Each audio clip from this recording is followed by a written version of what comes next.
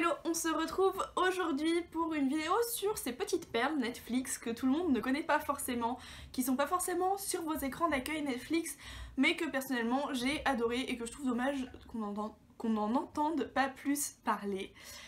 Si ce make-up vous intéresse, le tuto sort la semaine prochaine et il est avec des produits à assez bas prix, donc voilà.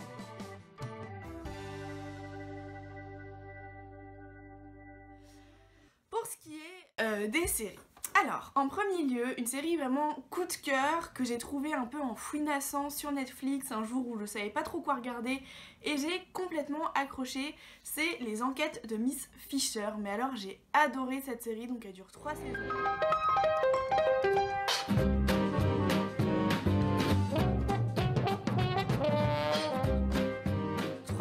Et elle est terminée. Donc ça se passe dans le passé, à la fin de la guerre. Donc si vous n'aimez pas trop les trucs historiques comme moi, vous arrêtez pas là. Je sais que moi les trucs historiques ça a tendance à me bloquer complètement. Mais franchement, là j'ai accroché parce que c'est très joyeux, très gai. C'est pas du tout le côté sombre qu'on peut retrouver d'habitude dans les séries un peu comme ça historiques. Et c'est donc des enquêtes, donc c'est du policier historique, mais enfin le policier n'a rien à voir avec le côté historique, c'est juste que c'est du policier qui se passe dans le passé. Ça a ce côté un petit peu féministe, un petit peu femme émancipée, que j'ai beaucoup apprécié. C'est vrai que je le retrouve assez rarement dans une série, surtout évoqué comme ça, de façon assez légère et assez mignonne. Donc j'ai vraiment beaucoup aimé, les enquêtes sont mignonnes et sont bien menées.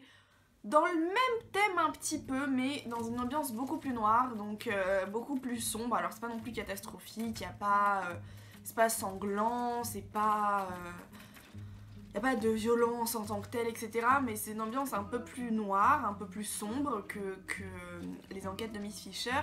C'est The Bletchley Circle, donc pareil, c'est à la sortie de la guerre, et là par contre c'est des femmes qui étaient au service secret, enfin qui étaient sur les services de renseignement pendant la guerre, et après la guerre en fait elles ont interdiction de dire ce qu'elles ont fait, même à leur mari, même à qui que ce soit, elles ont interdiction de dire qu'elles ont participé à l'effort de guerre, mais le fait est que ça s'ennuie un peu en fait par rapport à ce qu'elles faisaient avant la guerre, et surtout une d'entre elles finit par déceler un complot via les journaux, via d'autres choses, et donc elles se réunissent et elles résolvent ça. Et un peu comme dans Miss Fisher, il y a un petit peu ce côté féministe, puisque vu que ce sont des femmes on ne les écoute pas, mais dans Miss Fisher c'est beaucoup plus rigolo, beaucoup plus léger. En fait elle a un sale caractère et puis elle s'en fiche et elle fonce dans le tas. Là dans Bletchley elles sont c'est plus réaliste en fait, elles sont beaucoup plus brimées et empêchées de parler, mais bon c'est quand même très sympa, c'est une très belle intrigue. Et là par contre par rapport à Miss Fisher vous aurez vraiment du mal à trouver la fin de l'histoire, le fin mot de l'histoire, donc là-dessus j'ai beaucoup aimé. Ensuite, il n'est pas vraiment caché sur Netflix, mais je pense qu'il y a beaucoup de gens qui n'ont pas envie de regarder ça parce qu'ils en ont une image assez négative, c'est les Star Trek. Donc vous savez que Netflix a sorti, donc je crois que c'était en janvier cette année, décembre de l'année dernière, une nouvelle série Star Trek, donc au goût du jour, avec les effets spéciaux comme on aime et tout. Mais il faut savoir que Star Trek c'est une franchise extrêmement ancienne, à ne pas confondre avec Stargate qui est aussi extrêmement ancien, mais il n'y a plus rien qui est sorti depuis pas mal d'années. Star Trek ça a commencé dans les années 60, donc c'est vraiment parmi les plus anciennes séries qu'on peut trouver à la télé. Et du coup, donc Star Trek, le principe c'est généralement on se trouve dans le futur, donc une centaine d'années ou jusqu'à 5 siècles dans le futur. Les hommes ne font plus la guerre, les hommes sont des pacifistes et ils ont commencé à aller voyager dans le reste du système, même pas dans le reste de l'univers, rencontrer d'autres peuples, souvent dans des missions d'exploration. À savoir qu'il y a énormément de séries Star Trek, je crois qu'il y en a 5 si je dis pas de bêtises. Donc dans la série des Star Trek, donc après avoir regardé la dernière sortie par Netflix qui est donc Discovery, j'ai eu un petit peu de... Alors je trouve pas le mot en français, en portugais c'est saudade. Je sais pas, ça me manquait un peu cet univers Star Trek. Je sais qu'il y a pas mal d'années j'avais regardé Star Trek Enterprise que j'avais adoré, et du coup j'ai eu envie de me replonger un peu dans l'univers, et il sortait énormément des anciennes séries, des anciens films Star Trek. J'ai regardé tous les films, donc ça j'étais à jour, mais j'avais pas regardé toutes les séries. notamment parce que je pensais complètement bloqué au niveau, comme je vous dis, des effets spéciaux. Parce que tout ce qui est dans l'espace, c'est un peu vieillot, les effets spéciaux ils sont vraiment dégueulasses et ça me bloque complètement. Et j'ai complètement craqué pour une série qui date des années 97-98, qui dure 7 saisons, donc qui est quand même assez longue, vous avez largement de quoi faire. Et c'est Star Trek Voyager. Franchement, les effets spéciaux sont corrects. Je trouve l'aspect où on voit le plus que la série date, c'est dans la coiffure et les vêtements des personnages. Parce que à part ça, franchement, ça passe. Star Trek Voyager, c'est un vaisseau en fait qui se retrouve propulsé à l'autre bout de l'univers. Il lui faut, je crois, 70 ans au départ pour rentrer jusqu'à la planète Terre. Et donc ils sont dans une partie de l'univers que les Terriens n'ont pas encore exploré, enfin les humains d'ailleurs, c'est les humains qui s'appellent là-dedans, n'ont pas encore exploré, et donc ils vont... même pas les humains en fait, parce qu'il y a plein d'autres races mélangées dans le vaisseau d'ailleurs, mais n'ont pas encore exploré, donc ils vont explorer tout ça. Donc en fait à chaque épisode, là on se retrouve un peu dans le game de Stargate, avec à chaque nouvel épisode ils découvrent une nouvelle culture, etc. Mais là c'est pas des planètes, ils peuvent les croiser dans l'espace, ils peuvent, enfin voilà, il y a plein de choses qui se passent, bien sûr ils sont des ennemis. Et j'ai vraiment accroché en fait sur les personnages qui restent, enfin il y a vraiment un noyau dur de personnages qui restent du début à la fin de la série, et ça j'ai vraiment apprécié, j'ai trouvé ça assez sympa et je m'y suis beaucoup attachée. Ça a été dur, quand j'ai fini la série, franchement ça a été dur, j'ai vraiment adoré. Et ce qui est assez marrant, c'est que quand vous regardez ces séries d'un peu des années 97-98, vous trouvez les débuts des acteurs qui sont maintenant full dans le game, et c'est assez rigolo. Ensuite, donc, dans la série des Star Trek, j'ai moins aimé, mais j'ai aussi regardé avec plaisir. Donc voilà, je tiens quand même à vous en parler. J'ai regardé Star Trek Into Darkness, donc qui a commencé un an avant Star Trek Voyager, mais les histoires sont complètement séparées. Elles se croisent pas l'une l'autre, il n'y a pas de lien entre les deux. Enfin, il y a des races d'extraterrestres qui existent dans les deux, vu qu'on est dans l'univers Star Trek, mais il n'y a pas, voilà, il n'y a pas d'épisodes en fait où les deux se retrouvent, ils sont à deux opposés de l'univers. Et là c'est une station spatiale, donc c'est un truc fixe, c'est pas un vaisseau qui voyage, mais c'est une station spatiale pareil très loin des autres planètes, qui du coup se débrouille un peu par elle-même, et voilà il lui arrive plein de choses, elle est à la limite avec un autre système, donc pareil on lui découvre plein de choses, c'est très mignon aussi, mais j'ai moins accroché au personnage. C'est vrai que Voyageur, j'ai énormément accroché au personnage, du coup j'ai vraiment regardé ça jusqu'au bout. Là j'ai moins accroché au personnage, donc c'était moins sympa, mais l'histoire est aussi assez sympathique, c'est quelque chose que vous pouvez regarder en famille, voilà, si vous aimez. C'est mignonnet, il n'y a rien de choquant, de violent, c'est vraiment quelque chose que je reproche beaucoup aux séries actuellement, c'est qu'il y a très peu de séries qui sortent qui ne sont pas violentes. Il y a des petites guéguerres là-dedans, mais il n'y a pas de sang, il n'y a pas d'effusion, enfin il y a un petit peu de sang, mais il n'y a vraiment rien de gore, voilà. C'est tout doux, tout mignon, et c'est vraiment quelque chose que j'apprécie dans l'univers Star Trek.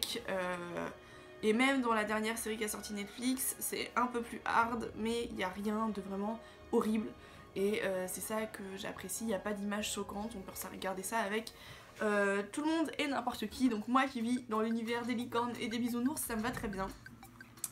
Et enfin le dernier c'est Star Trek Enterprise, donc qui date des années plutôt, je dirais, aux alentours de 2005 je pense, 2005-2007 par là, donc qui est déjà beaucoup plus récent, et on retrouve dedans notamment Scott Bakula que vous connaissez dans NCIS Nouvelle-Orléans, et puis dans d'autres séries, enfin c'est un grand acteur à succès. Donc celle-là je l'ai revue 2 fois vu que je l'avais regardée quand elle était sortie, et puis là je l'ai regardée récemment sur Netflix.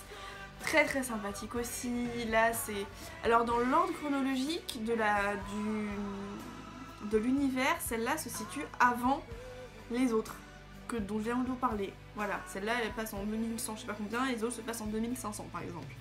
Vous n'avez pas forcément besoin de les regarder dans l'ordre de l'univers, ça se regarde dans n'importe quel sens, il n'y a pas de souci. Mais c'est vrai que ça permet de comprendre certains éléments des autres séries. Et en fait ça c'est un remake parce que l'Entreprise existait déjà dans les anciennes versions des années 60, mais moi j'arrive pas à le regarder, et celle-là j'arrive très bien à la regarder, elle est très sympatoche, on s'attache énormément au personnage, mais ça ne va pas Voyager. Moi Voyager il est là, vraiment j'ai adoré. Bref, assez parlé de Star Trek parce que je pense que ceux qui s'intéressent pas du tout à cet univers, je les ai carrément saoulés.